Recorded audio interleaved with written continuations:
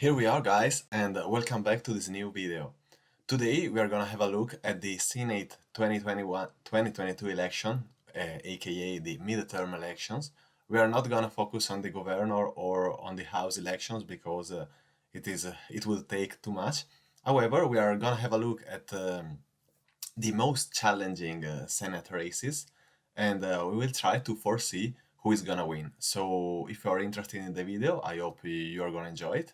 I invite you to let a like, to subscribe and let a comment and let me know according to your opinion who is gonna win, and if you don't agree with me about one or more states, let me know your opinion. So I would say that we can start. I'm starting with underlying the states that are pretty sure, or according to my opinion, won't have any surprise in their results. So we'll start with the democratic states, namely the blue states, that some of them will keep their governor, some other will change, but from a point of view, their results are pretty sure. So we are just going to color them. Perfect. Now let's do the same for the Republican states in which I think the Republican are going to win pretty easily.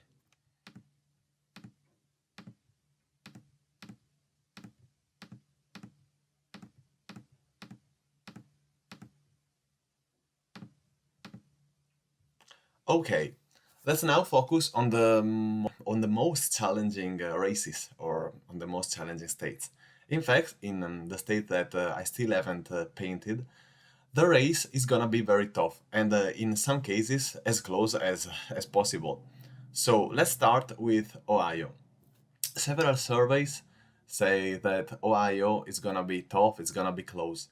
However, from a point of view, Ohio will see a red wave, not a proper red wave, because the senators are not that good. Especially the Republican senator is not that beloved in the state.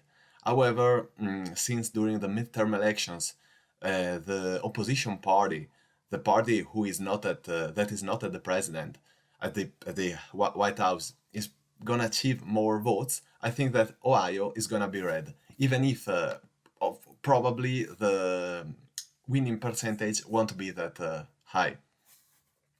Same for North Carolina and Iowa, that used to be a Democratic state.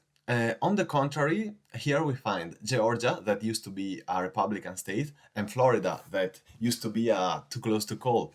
You all remember the 2000 election where it was pretty difficult in Florida. So, from a point of view, even if Georgia used to be a Republican state, due to Stacey Abrams' candidacy and due to Raphael Warnock, that is the Democratic candidate for the Senate, I think that the Democrats are gonna win, and it is gonna be surprising because several polls say that the Republicans can win. However, from a point of view, Georgia will be a Democratic state, so the seat of Georgia is gonna be to the Democratic.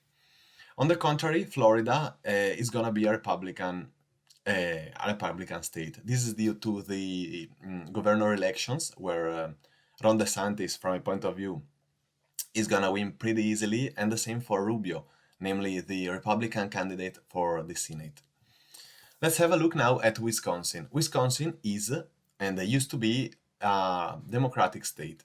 However, since the election is gonna be very, very close, and as I said for Ohio, the party that is at the opposition used to catch more votes during the midterm election, I think that Wisconsin will be a Republican state. However, who is gonna win here will win not more than 1.5 point percent. Different for Pennsylvania, where David Fetterman, from a point of view, namely the candidate for Democrats, is gonna defeat Mehmet Oz, the candidate for Republicans.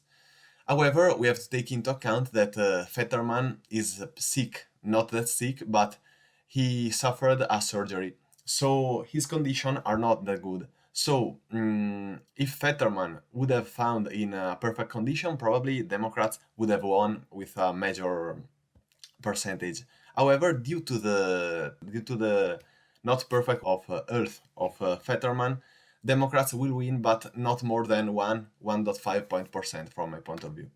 However, I say that the seat for Pennsylvania is gonna go to Democrats. We can see now that we have 49 seats for Democrats and 49 seats for Republicans. So in these two states, namely Nevada and Arizona, the race is gonna be like super important. Arizona used to be a Republican state. However, from the 2020 elections, their electors changed their mind. And due to the immigration from Mexico and California, the electors are becoming more and more Democrats. Moreover, the Republicans in Arizona are not that conservative. They have a central point of view. So since here we will find Kelly, the Democratic candidate, versus Master, the Republican candidate, we know that Master took several right positions. So also the Republican electors of Arizona don't like it. So from a point of view, Arizona is gonna be Democratic again for the second time in a row. Nevada is different. Nevada used to be a Democratic country, and in 2020, Joe Biden won this country, this state. However, I think that Laxalt, the Republican candidate, is gonna defeat Cortez Masto, namely the Democratic candidate. That's because due to the inflation, due to the pandemic and so on, Nevada's economy is suffering a lot, and the people want to try a change. I don't know, but they want to recover the economy that they had in 2019. So probably they would try a change. However, it is gonna be too close to call till I don't know the day after. But from a point of view, it's gonna be Republican.